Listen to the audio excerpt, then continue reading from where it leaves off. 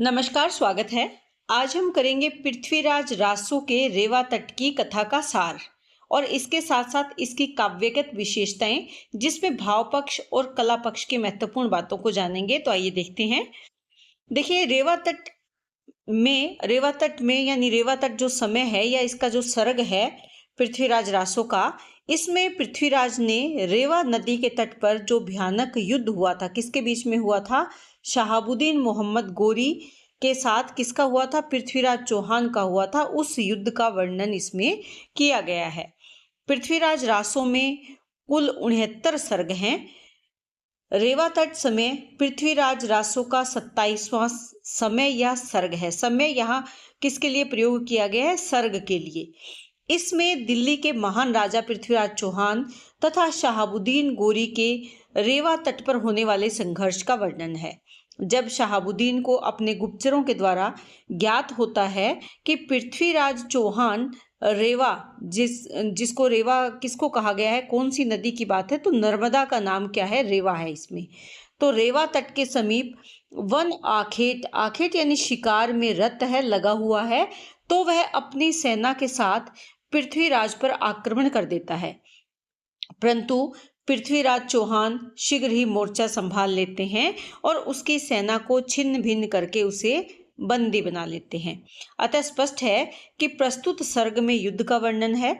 इसीलिए कुछ विद्वान इस अंश के नामकरण क्या किया गया है? रेवा तट पर आपत्ति उठाते हैं। लेकिन इस सर्ग में वर्णित पृथ्वीराज चौहान का रेवा तट के समीप किसी वन में आखेटरत होना यानी शिकार खेलने में लगे होना या लीन होना तथा शहाबुद्दीन के आक्रमण करने पर उत्साह के साथ उस पर पलटवार करना आदि जो घटनाएं हैं, इस शंका का निवारण कर देती है। क्योंकि इसमें युद्ध का वर्णन है, तो कुछ विद्वान ये मानते हैं कि इसका जो इस सर्ग का या इस समय का जो नामकरण किया गया है ये उचित नहीं है, परंतु अधिकतर विद्वान इस बात का समर्थन करते हैं। क्योंकि जिस समय ये युद्ध प्रारंभ हुआ या शहाबुद्दीन गोरी ने जब आक्रमण किया, तो पृथ्वीराज चौहान कहाँ पर थे? रेवा के तट पर थे, यानी नर्मदा नदी के तट पर शिकार करने के लिए गए हुए थे। इस पूरे कथानक को अगर हम देखें तो 6 भागों में बांट सकते हैं। सबसे पहला जो है उसमें क्या है? शिकार की योजना बनाई जाती है, और योजना कहाँ के लिए? रेवा तट पर की शिकार किया जाएगा। पृथ्वीराज चौहान रेवा तट के लिए प्रस्थान करते हैं। उसके बाद रास्ते में या मार्ग में हाथियों की उत्पत्ति की कथा का वर्णन इसमें किया गया है। उसके बाद मोहम्मद गोरी का आक्रमण होता है, युद्ध की चेतावनी और तैयारी प्रारंभ होती है। भयंकर युद्ध होता है और गोरी की पराजय हो जाती है। गोरी को बंदी बना लिया जाता है और बाद में संधि के द्वारा गोरी को रिहा कर दिया जाता है पृथ्वीराज चौहान के द्वारा। तो मुख्यतः या मूल रूप से हम इसको 6 भागों में विभाजित करके इस पूरे कथानक को देख सकते हैं। अगर हम इस कथा की सार का बात करें तो यहाँ पृथ्वीराज चौहान के जो सेनापति हैं वो कौन है? चामंड राय हैं। उनके द्वारा देवगिरी को जीतने के बाद कवियों ने पृथ्वीराज चौहान की कीर्ति का बखान किया। क्योंकि जो देवगिरी है, देवगिरी को किसने जीता? चामंड राय ने जीता।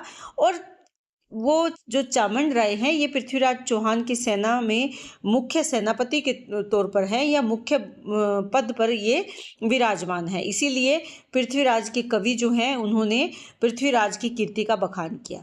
एक दिन जो चामंड राय हैं उन्होंने पृथ्वीराज से कहा कि रेवा यानी नर्मदा नदी के तट पर ऐरावत हाथी के समान बहुत से हाथी पाए जाते हैं, अतः आप रेवा तट पर शिकार खेलने चले।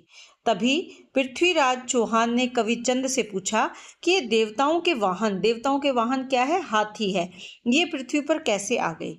कवि चंद्रबरदाई ने उत्तर दिया कि हे महाराज, हिमालय के पास एक बहुत बड़ा वट का वृक्ष था जो कि 100 योजन तक फैला था। एक दिन हाथियों ने विचरण करते हुए उस वृक्ष की शाखाएं तोड़ी और ऋषि का नाम क्या था? दीर्घतपा का आश्रम भी उजाड़ डाला। इस बात से क्रोधित होकर ऋषि ने मदांध यानी जो मद में अंधे थे उन हाथियों को श्राप दे दिया। इस कारण हाथी तब से गतिविहीन हो गए, यानी उनकी गति रुक गई। तब मनुष्यों ने उन्हें अपनी सवारी बना लिया। क्योंकि जो यहाँ पर हिमालय के क्षेत्र में विचरण करने के लिए हाथी आए थे वो कहाँ से आए थे? स्वर्ग से आए थे। लेकिन वो अपने मद में, अपने शक्ति में, अपने उसमें अहंकार में अंधे थे। इसीलिए उन्होंने वहाँ पर एक बहुत बड़ा जो वट का वृक्ष था जो 100 योजन तक फैला था, यानी बहुत बड़े क्षेत्र में फैला हुआ था, उसकी शाखाएं तोड़ डाली। और वहां पर किसका आश्रम था? ऋषि दीर्घतपा का आश्रम था। उन्होंने क्रोधित होकर उनको श्राप दे दिया, जिससे उनके स्वर्ग की में जाने वाली जो उनकी गति थी उससे वो रहित हो गई। और तब मानवों ने या मनुष्यों ने उन्हें अपनी सवारी बना लिया। कवि चंद ने आगे बताया कि अंग देश के एक वन में लोहिताक्ष सरोवर पर उन श्रापित हाथियों का झुंड क्रीड़ा करता था। कौन से देश में? ये ध्यान रखेंगे, अंग देश में। कौन सरोवर का नाम क्या है? लोहिताक्ष सरोवर है, जहां पर ये हाथी विचरण करने लगे। उसी वन में पालकाव्य ऋषि रहते थे, जिनकी हाथियों से अत्यंत प्रीति थी। राजा पृथ्वीराज ने पूछा कि हे कविराज, उन ऋषि की हाथियों से इतनी प्रीति या प्रेम का क्या कारण था? कवि ने बताया कि एक बार ब्रह्म ऋषि को घोर तपस्या में रत देखकर देवराज इंद्र डर गए। उनकी तपस्या को भंग करने के उद्देश्य से उन्होंने किसको भेजा?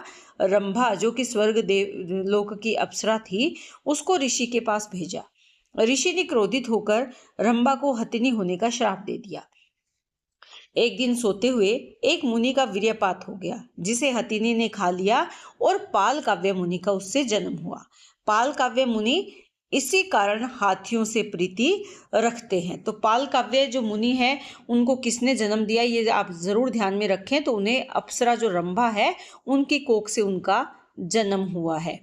पालकाव्य ऋषि और वे श्रापित हाथी एक दूसरे से बड़ी प्रीति रखते थे, प्रेम रखते थे। एक दिन उस वन में राजा रोमपाद, कौन से राजा हैं ये?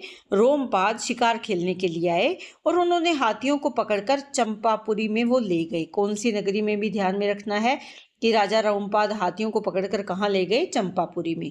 हाथी पालकाव्य से बिछुड़ने के कारण दुर्बल होते चले गए। उनके दीर्घकाय जो शरीर थे वो कृशकाय, यानी विशाल शरीर, बिल्कुल सूखे हो गए। फिर पालकाव्य ऋषि वहां आए और उनकी काफी सेवा की। कोंपल, पराग, पत्ते, छाल, शाखाएं आदि खिलाकर ऋषि ने उन्हें स्वस्थ कर दिया, जिससे सभी हाथी पुनः हृष्ट पुष्ट हो गए। कवि चंद का हाथियों के विषय में यह वृतांत सुनकर राजा पृथ्वीराज को बड़ा हर्ष हुआ। तभी चामुंडराय ने पृथ्वीराज से कहा कि हे राजन, रेवा तट पर बड़े दांतों वाले हाथियों के साथ साथ मार्ग में सिंह भी मिलेंगे, यानी वहां पर शेर भी हैं, आप उनका भी शिकार कर सकते हैं। चामुंडराय ने आगे कहा कि वहां पहाड़ों और जलाशयों पर कस्तूरी मृग, कबूतर और अन्य पक्षी भी रहते हैं, और दक्षिण दिशा का सौंदर्य तो और भी अवर्णनीय है। यह सुनकर पृथ्वीराज ने सोचा कि मेरे वहां जाने से जयचंद को तो ईर्ष्या होगी, साथ ही स्थान भी रमणीक है, यानी सुंदर है। अतः चौहान ने रेवा तट की ओर प्रस्थान कर दिया। वहां के सभी राजाओं ने पृथ्वीराज का स्वागत किया और पृथ्वीराज ने भी वहां खूब शिकार का आनंद लिया। उसी समय लाहौर के शासक थे चंदपुंडीर। ये आप जरूर ध्यान में रखें, लाहौर के शासक कौन है? चंदपुंडीर दाहिम। इनका पत्र मिला जिसमें लिखा था कि शहाबुद्दीन गोरी ने चौहान पर आक्रमण करने के लिए एक बड़ी सेना तैयार की है। चंदपुंडीर के पत्र को पढ़कर चौहान लाहौर की ओर चल दिए। पृथ्वीराज ने सभी सामंतों से मंत्रणा करके गोरी से युद्ध की घोषणा कर दी, यानी युद्ध करना तय हो गया। चंदपुंडीर ने अपनी सेना को लाहौर में गोरी की सेना को रोकने के लिए सावधान कर दिया। गोरी ने चिनाब नदी को पार किया, जहां उसका मुकाबला चंदपुंडीर से हुआ। चंदपुंडीर ने अपने 5 वीरों के मरते ही गोरी के सामने आत्मसमर्पण कर दिया। तभी चौहान के दूतों ने उसे बताया कि तातार मारूफ खान, जो कि गोरी का प्रधान सेनापति था, ये लाहौर से केवल 5 कोस की दूरी पर ही है। यह सुनकर पृथ्वीराज ने गोरी की सेना पर आक्रमण कर दिया। नगाड़ों के बजते ही हाथियों के घंटे घनघना गए। चौहान की सेना के लोह के बाणों को देखकर गोरी की सेना घबरा गई। दोनों ओर की सेनाएं भिड़ गई। चौहान पक्ष के साथ साथ गोरी पक्ष के भी अनेक वीर योद्धा मारे गए। रावर, संभर सिंह, सोलंकी माधव राय, गरुड़ गोविंद, पतंग जयसिंह, चंदपुंडीर कुरम्ब, आहुट, लखन, लोहाना आदि बहुत से वीर मारे गए। 4 दिन तक निरंतर ये युद्ध चला। ये जरूर ध्यान में रखें कि ये युद्ध कितने दिन तक चला था, तो 4 दिन तक। चौथे दिन चौहान के एक योद्धा गुज्जर ने गोरी को पकड़ लिया। सुल्तान गोरी को हाथी पर बांधकर दिल्ली ले गया। वह 1 माह और 3 दिन पृथ्वीराज की कैद में रहा। कौन? गोरी। ये आपको ध्यान में रखना है कि कितने समय के लिए, 1 महीने और 3 दिन के लिए पृथ्वीराज चौहान ने गोरी को अपनी कैद में रखा। शहाबुद्दीन के अमीरों ने पृथ्वीराज से गोरी को छोड़ने की विनती की और दंड स्वरूप यानी हर्जाना क्या लगाया? 9000 घोड़े, 700 इराकी घोड़े, 8 सफेद हाथी, 20 ढली हुई ढालें, गजमुक्ता और अनेक माणिक्य यानी मोती और जो अमूल्य बहुमूल्य जो हीरे मोती हैं वो दिए। तत्पश्चात उसके बाद पृथ्वीराज चौहान ने गोरी से संधि कर ली और पहना ओढ़ाकर यानी उसकी खातिरदारी करके उसे उसके घर भेज दिया। यही रेवा तट सर्ग की कथा यहाँ पर समाप्त हो जाती है। तो ये रेवा तट सर्ग की कथा है, इसकी व्याख्या हम पूरी तरह कर चुके हैं। अब अगर हम इसकी काव्यगत विशेषताएं देखें जिसमें भाव पक्ष और कला पक्ष आते हैं, तो भाव पक्ष के दृष्टिकोण से अगर हम इस पर बात करें तो रेवा तट का प्रधान विषय क्या है? पृथ्वीराज चौहान और मोहम्मद गोरी का जो युद्ध है। स्पष्ट रूप से कहें तो इसका प्रधान रस कौन सा है? वो है वीर रस। सर्ग के आरंभ में चौहान को रेवा तट पर शिकार करने के लिए प्रेरित करते समय कुछ समय के लिए सौंदर्य प्रधान छंद भी मिलते हैं, यानी इनके जो प्रारंभिक छंद हैं वो किससे जुड़े हुए हैं? सौंदर्य प्रधान है। लेकिन बाद में संपूर्ण सर्ग में युद्ध का वर्णन है, सैनिक व्यू रचना, युद्ध की साज सज्जा आदि का वर्णन मिलता है। अतः कहा जा सकता है कि संपूर्ण सर्ग में कौन सा रस है? वीर रस का परिपाक हुआ है। जो चंद पुंडीर है उसके दूत के द्वारा लाए गए पत्र में गोरी की सेना के प्रति चौहान को सचेत किया गया है। यानी जो पुंडीर है, चंद पुंडीर लाहौर से गोरी के पास पत्र भेजता है, उसके पास से पृथ्वीराज चौहान के पास पत्र भेजता है कि गोरी की जो सेना है वो आक्रमण के लिए तैयार हो रही है, जिसके द्वारा हमें गोरी की विशाल सेना का पता चलता है। युद्ध में आमने सामने डटी सेनाओं का उत्साह और शत्रुओं के प्रति मन में उत्पन्न होने वाले क्रोध का वर्णन कवि चंद ने एक ही छंद में दोनों रस डालकर वीर भी है और रुद्र रस का मानो समागम ही कर दिया है, जो कि अन्य काव्य रचनाओं में मिलना असंभव है। तो यहाँ पर दोनों रस, वीर और रुद्र रस, इनका समागम कर दिया है, यानी इनका समन्वय किया है। इनको इतने सुंदर तरीके के एक साथ वर्णन किया है कि अन्य काव्य रचनाओं में ये हमें देखने को नहीं मिलता। अब अगर कला पक्ष की बात करें तो कला पक्ष की दृष्टि से रेवा तट स्पष्ट और प्रभावशाली रचना है। वीर रस से पुष्ट होने के कारण इस सर्ग की भाषा कैसी है? ओजपूर्ण है। कवि ने अपभ्रंश भाषा का प्रयोग करते हुए अरबी, फारसी, तत्सम आदि शब्दों का आवश्यकता अनुसार प्रयोग किया है।